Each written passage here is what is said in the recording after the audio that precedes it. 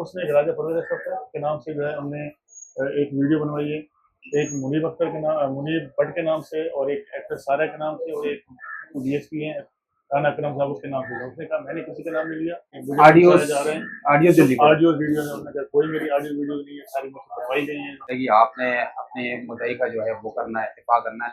आपको एफआईआर पढ़कर आपको क्या लगता है? ना जो है वो इसका कोई डायरेक्टली रोल है। जो लोग पकड़े गए, उनके खिलाफ केसेस चले, वो सब एक्विट हो गए। लेकिन उसका कहना यह है कि मेरा जो साबिक हस्बैंड है, मेरी उसके साथ जो है वो मुखालफत है, उसकी ईमान के ऊपर ये सारे केसेस मुझे बनाए गए।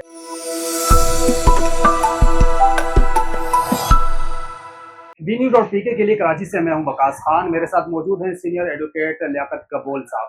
बात करेंगे अनमोल पिंकी के हवाले से। लियाकत भाई, आप अनमोल पिंकी के केस जो है वो आप लड़ रहे हैं, कितने केस हैं और आपके पास कितना है? देखें, टोटल इसके ऊपर 13 केसेस हैं। मैं सब केसेस में जा रहा हूँ, और हफ्ते वाले दिन जो है ये पेश हुई थी यहाँ पे। हफ्ते को भी मैं गया था वहाँ पे। इनके कोई जानने वाले हैं, उन्होंने मुझसे रब्ता किया था, वो उससे मिलने के लिए गए थे। लेकिन इतना रश था कि वो बात नहीं हो सकी थी। और फिर मैं वहाँ ऊपर इसको गया, इसको मैंने इससे कहा कि उस पर जो है फिर इसने जज साहब को कहा कि मेरे जो कानूनी वकील हैं मीर जरून साहब जो है ना वो भी रहेंगे, और जाकिर साहब भी जो है ना मेरे केस को देखें। फिर जज साहब ने हम दोनों को परमिशन दी। फिर हमने उसके बाद मुसलसल आर्गूमेंट किए। उस जज साहब के पास तकरीबन कोई 12 केसेस थे जो ड्यूटी मजिस्ट्रेट था, जिनमें से 5 केसेस जो है डायरेक्शन के थे, 5 केसेस जो है गिजरी के थे, और एक गार्डन का था मनीषात का, और एक 302 का केस था, और एक एसआईयू सेंटर का केस था, और एक जो केस था वो सचल का था। 12-13 केसेस के टोटल जो है पुलिस की भारी नकली थी। और वहाँ पे अदालत में पेश हुए, और उसके बाद उन्होंने जब दलाइल दिए तो कोर्ट ने फिर 2 दिन का इसको रिमांड दिया था, और बाकी तमाम केसेस के अंदर जो है ना उसको कोर्ट ने जुडिशल कस्टडी किया था। जो एसआईयू सेंट्रल का केस था उसके अंदर उन्होंने उसको 6 दिन का रिमांड दिया था, और जो मलिर वाला केस था कोर्ट ने उसको जेल कस्टडी कर दिया था। तो आज जो बगदादी वाला केस था जो 302 का था, उसके अंदर पुलिस ने इसको 7 number judicial magistrate Karachi court में पेश करना था, क्योंकि हमारी एक्सेस नहीं थी। मैं कल उससे मिलने के लिए गया था थाने में, मुझे मिलने नहीं दिया गया, गेट बंद कर दिया था उन लोगों ने। और मैंने जो जानने वाले पुलिस शाम थे उनसे मैंने बात की, तो उन्होंने माजरत की, उन्होंने कहा हम आपको नहीं मिलने दे सकते, क्योंकि जब यहाँ से पिंकी जा रही थी उसने मुझसे मेरा कार्ड लिया, तो मुझे कहा था कि आप मुझे आके जो ना मुझसे मुलाकात करें, मैं आपको टिकट बनाना चाहती हूँ। जब मुझे वहाँ नहीं मिलने दिया गया, तो आज हम सुबह यहाँ पे वेट कर रहे थे 7 के अंदर। हमें नहीं इल्म था कि पुलिस ने ऐसी जो एप्लीकेशन दी है डीआईजी साउथ ने, जिसके अंदर उन्होंने जो है सजा की है कि मुलजिमा का जो रिमांड है वो जुडिशल कम्प्लेक्स में जो है पेश किया जाए जेल के अंदर। तो तकरीबन कोई हमें 10:30 बजे पता चला कि एक एप्लीकेशन डीआईजी साउथ की तरफ से दी गई है सिक्योरिटी रीजन की वजह से। इसका जो रिमांड है वो जुडिशल कम्प्लेक्स में पेश किया गया, जिस पर डिस्ट्रिक्ट सेशन जज साहब ने उस एप्लीकेशन पे ऑर्डर किया। आज हम यहाँ मौजूद थे सिटी कोर्ट के अंदर, तो इसी दौरान हमें पता चला कि डिस्ट्रिक्ट सेशन जज साहब ने जो एप्लीकेशन उसको एक्सेप्ट करते हुए, तो यहाँ की मजिस्ट्रेट साहब थी मैडम कलसूम सेतु साहब, उनको डायरेक्शन दी कि आप जो है जेल में जाके मुलजिमा का जो रिमांड है उसको जाके कंडक्ट करेंगे। इसी दौरान जो है हम सब लोग यहाँ चले गए, अपने मीडिया के दोस्त भी यहाँ चले गए, और मैं भी वहाँ चला गया। सरकारी वकील साहब भी वहाँ सिटी कोर्ट से वहाँ पे आ गए। जज साहब भी तकरीबन 12:30 बजे वहाँ पे आ गए। तो 1 बजे जो है इन्होंने कस्टडी पेश की। तो आज जब हम अदालत में पेश किए तो पुलिस के पास ऐसी कोई भी नई चीज़ नहीं थी, कुरान नया केस हमने कोई बनाया, कोई प्रोग्रेस रिपोर्ट नहीं थी। जो कोर्ट ने इनको मैंडेट दिया था कि आपने जिसको इंट्रोगेट करना है, पूरी डायरी आपने पेश करनी है, प्रोग्रेस रिपोर्ट देनी है, आपको जो डिमांड देने का 3 दिन का, लेकिन उन्हें कोई ऐसी प्रोग्रेस रिपोर्ट नहीं थी। बस उनकी एक ही बात थी कि हमें इसका फिजिकल डिमांड चाहिए, और ऑलरेडी जो है ना ये दूसरे केस में जो है ना 22 तारीख तक जो है ये पुलिस कस्टडी है। तो शकील अब्बास साहब जो पेश हुए थे, उन्होंने कहा कि जी एक मजिस्ट्रेट साहब का ऑर्डर जो है इंटैक्ट है, तो ये ऑर्डर में कंटेक्ट आएगा, लिहाजा इसका तीसरी मंथ। तो हमने कोर्ट से कहा कि हर केस के अपने अपने मेरिट्स होते हैं। तमाम केसेस में जुडिशल कस्टडी हो चुकी है, सेक्टर के अंदर भी, तमाम पुराने केसेस के अंदर भी, गार्डन के केस में भी, और अब सिर्फ 2 केसेस हैं, एक एसआईयू का है और एक ये केस है। और इसके अलावा जो एफआईआर जो प्रोसिक्यूशन ने पेश की है उसको मैंने पूरा पढ़ा जज साहब के सामने। उसके अंदर वकूआ है 9 अप्रैल का 2026 का, एफआईआर रजिस्टर कर रहे हैं 9 जुलाई को, और एक शख्स जो मुद्दई है वो रहने वाला है यहाँ जेकब लैन का। और लाश मिलती है एक रोड के ऊपर, क्या वो 1 महीने तक लाश पड़ी हुई थी। और उसके बाद वो कहते हैं कि एक डबिया मिली है उसकी जेब से, जिसमें अनमोल पिंकी लिखा हुआ था। और ना तो उस लाश का कोई नाम है, ना वल्दियत है, ना उसकी कुछ शनाख्त है, और ना ये उसका कोई रिश्तेदार है, ना किसी ने जो है ना मुलजमा की उसके अंदर कोई पेरेंटेज नहीं है, नाम वल्दियत ही नहीं है उसकी, अच्छा, खाली अनमोल और पिंकी लिखा हुआ है। याकूब भाई ये बताइएगा कि जो इल्ज़ामात लग रहे हैं मीडिया पर आए रोज़ तफ्तीशी रिपोर्ट पेश की जा रही है, इल्ज़ामात लगाए जा रहे हैं, कैप्सूल के हवाले से बात आ रही है, सियासतदानों के हवाले से बात आ रही है, शोबिज़ इंडस्ट्री के लोगों की बात आ रही है, तो इस हवाले से आपकी अनमोल से अगर बात हुई तो वो क्या कह रही हैं?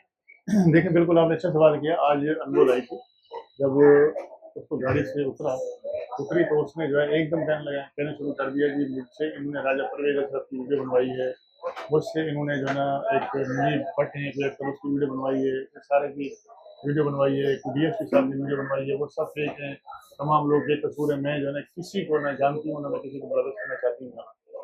इसी दौरान जो है ना वो जब बात करना चाहती थी आपके मीडिया के लोगों से, तो वो एकदम से जो है ना ओए ओए की आवाज़ में पुलिस वाले जो कसते थे, वो आवाज़ उसकी दब जाती थी। उसके बाद क्या हुआ, जब कोर्ट के अंदर गए तो उसने मुझे कहा, वहाँ पे पुलिस वाले मौजूद थे, कि आप ज़रूर बताइएगा कि जो वीडियोज़ बनवाई गई हैं मुझसे, मैंने कोई भी वीडियो अपनी मर्ज़ी से नहीं बनाई, मुझसे ज़बरदस्ती बनवाई गई है, मैंने किसी का नाम नहीं लिया, ना मैं खुद बेगुनाह इसके अंदर मुलविस हूँ, मुझे लाहौर से लाके इनके से मुलविस किया गया।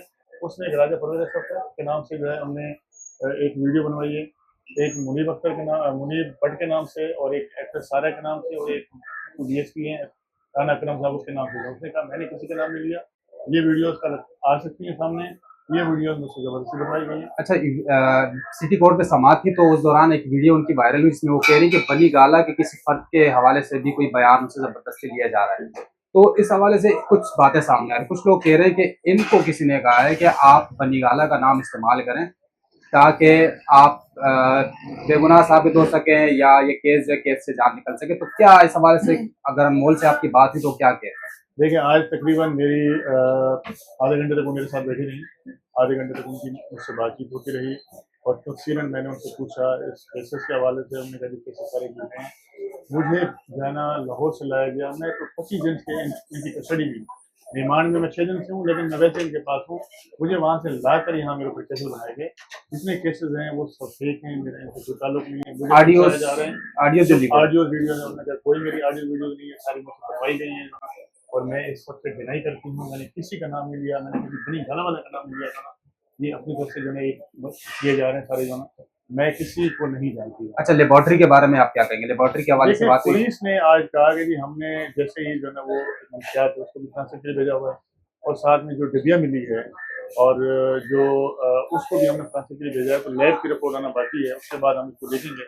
वो जो लग रहे हैं इल्ज़ामात और लेबोरेटरी के हवाले से, वो क्या उसके हवाले से क्या देखिए, कहेंगे? पुलिस ने आज उनका मेन ग्राउंड ही यही था, 2 ग्राउंड थे उनके। एक ग्राउंड ये था कि ऑलरेडी 22 तारीख तक ये पीसी पे है।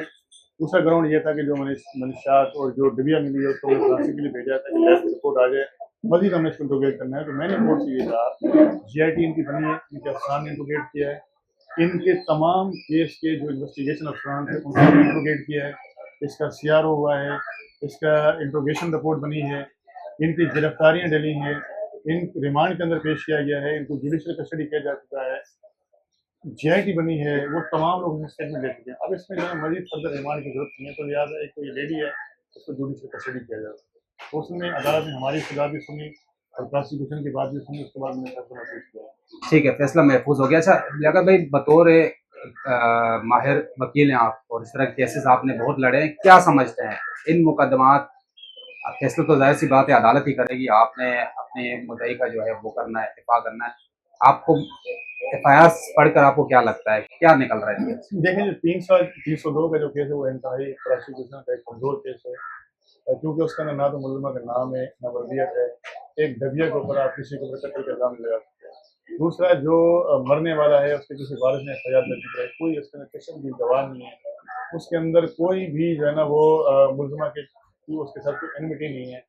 तो एक चीज़ तो ये चीज़ है। दूसरे जो पुरानी एफआईआर हैं उसके अंदर इसके ये कहते हैं कि मफरूर है, अगर वो कोई शख्स पकड़ा गया, उसने इसका नाम लिया तो उसको मफरूर कर दिया, तो वो भी सारे ऐसे केसेस हैं, ना उसमें रिकवरी है, ना ये ऑन द स्पॉट पकड़ी गई है, ना जो है वो इसका कोई डायरेक्टली रोल है। जो लोग पकड़े गए, उनके खिलाफ केसेस चले, वो सब एक्विट हो गए।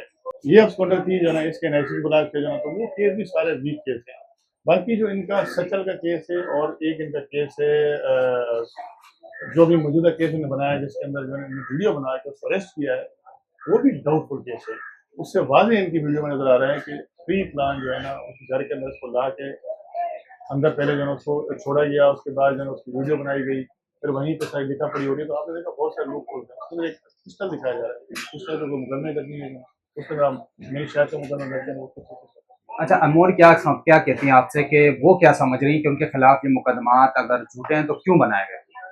देखिए उसका कहना ये है कि मेरा जो साबिक हस्बैंड है, मेरी उसके साथ जो है वो मुखालफत है, उसकी ईमान के ऊपर ये सारे केसेस मुझे बनाए गए हैं और मुझे मुलविस किया जा रहा है और मैं बेगुनाह हूँ। मेरा किसी भी केस से कोई ताल्लुक नहीं है और सारे केस मेरे खिलाफ झूठ हैं। मुझे लाहौर से यहाँ लाकर मुझे इन केसों में बंद किया गया। ठीक है, बहुत शुक्रिया। लियाकत एडवोकेट थे, अनमोल और पिंकी को रिप्रेजेंट कर रहे हैं अदालतों में और पुरुमीद दिखाई दे रहे हैं।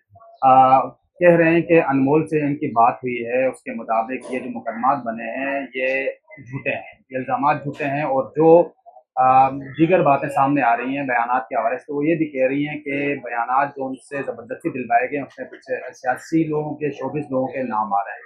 फैसला अदालत ने करना है, देखते हैं पुलिस अब अदालत में इन मुकदमात को किस तरह साबित करती है। इजाज़त दीजिएगा, अल्लाह हाफ़िज़।